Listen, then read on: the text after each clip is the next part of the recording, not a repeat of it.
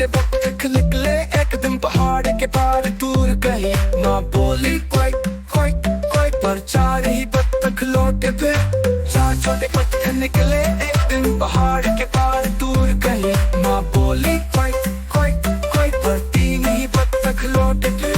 तीन छोटे बत्तख निकले एक दिन पहाड़ के पार दूर कहीं। माँ बोली कोई कोई कोई, पर दो ही बत्तख लौटे फिर।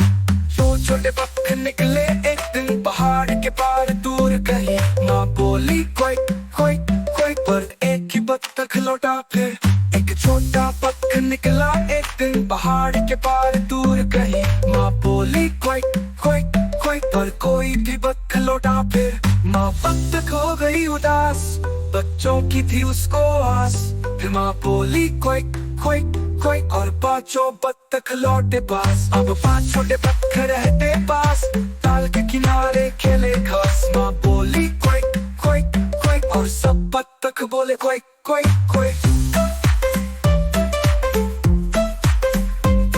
माँ बोली कोई कोई कोई।